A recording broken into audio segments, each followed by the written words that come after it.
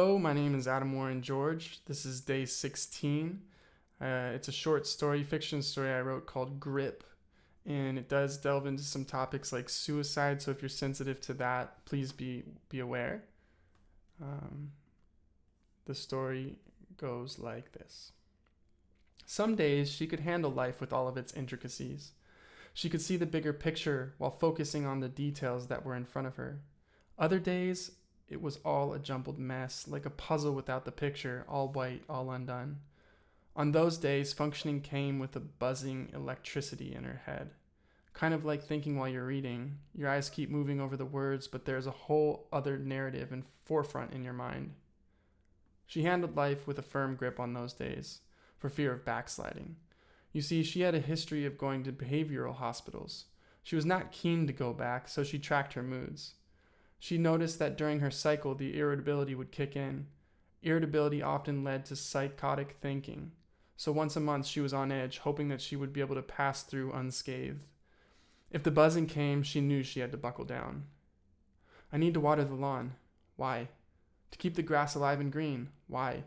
So that we do not need to replace it with new sod. Why? So that the house looks respectable. She would go on like this about all that needed to get done. The laundry, the dishes, the vacuuming, the yard work, her hygiene. Everything would roll around cyclical in her head as she attempted to tackle each project. Some days she could handle life, others were a blur. The doorbell rang. This was not planned. She walked up and opened it. There was a man with a clipboard. Hello there, my name is Edgar. Our company is doing tree service on your neighbor's property here, and I wanted to extend our offer to do free walkthrough of your landscaping. This was not planned. No, thank you. She tried backing out and slowly shutting the door. If you change your mind, don't hesitate to call. He extended his hand with a business card. She took it. She shut the door. She made her way to the kitchen where there was a pile of dishes in the sink. They need to get done. Should I have said thank you? She questioned her kindness and wondered if the man thought she was ill. The dishes need to get done. Why?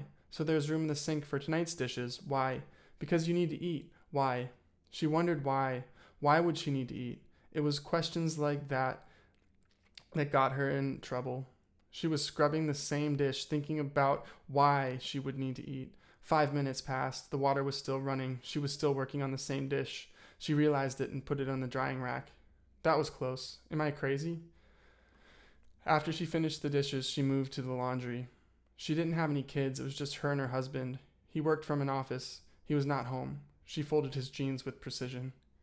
He will come home. He will see the clean house. He will feel good about being home. He won't want to leave me. She knew he loved her more than anything. Not many people would stick with someone who occasionally went mad, not unless they deeply loved that person.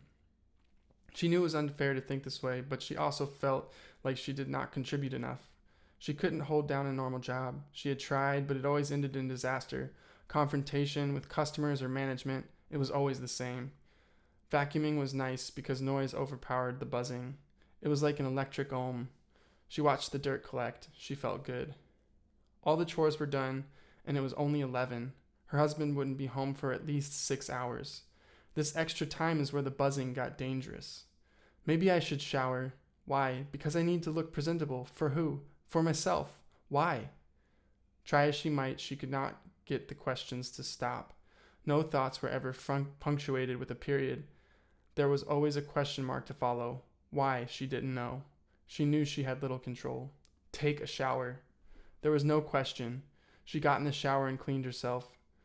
She took her time and was gentle. She cared for her body like she would an infant. Delicate and soft, she cleaned herself. When she got out, she thought about wanting a child. She did this almost every day. She thought about taking care of a little one, and then she remembered her illness. She thought that she could barely take care of herself. How could she take care of a little one? The thought was mean and had a sting of truth. It was noon. She wished the doorbell would ring so she would have someone to talk to. She phoned her husband. Hey, sweetheart, he answered. Hey, Henry, how's your day going? She asked. Good, same old business, different day. How are you? He responded. Good. There was a pause bigger than felt appropriate. Good, what's up, hon? He asked. She didn't want him worrying. She was bored more than anything. My day is great, actually. Just finished up with all the chores. I think I might do some painting. That's great. I'm excited to see what you make. She smiled and got excited too. All right, hun, just so you know, we're having spaghetti for dinner. Call me on your way out of the office so I know when to start cooking. Oh boy, spaghetti. You know I love spaghetti. I know you do, goofball, she said with a smile. I'll give you a ring when I'm headed out, he said. Perfect. Love you, she said. Love you too, he replied. They hung up. She was alone again. The silence was so loud. The calm of their conversation was leaving, and she faced a wall of questions and unfair statements. He doesn't love you. He's going to leave you. You're worthless. Kill yourself. It all happened so fast like that. She hurried to her art supplies. She set up her workstation and started to paint. She painted through a barrage of negative thoughts. You're crap at painting. All you do is make a mess. No one will appreciate it, not even Henry. She got mad. Her strokes got more aggressive. She watched as the paint took hold and liked how the colors bled into one another. She painted for an hour. She painted until she saw her face in the creation, a reflection. 4 hours until she needed to cook. 4 hours to fill. The puzzle undid itself, and all the pieces were white again. She sorted them with nothing but a prayer to carry her through the rest of the day. She picked out the edge pieces and one by one laid them out. She studied the curvature of each piece and tried to map one edge to another. She had some success, although it came slowly. Before long, it was time to cook. Henry called her to let her know he was on the way home. They talked about nothing for his commute, and while she was cooking, it felt good to feel normal. She made it through another day, unscathed.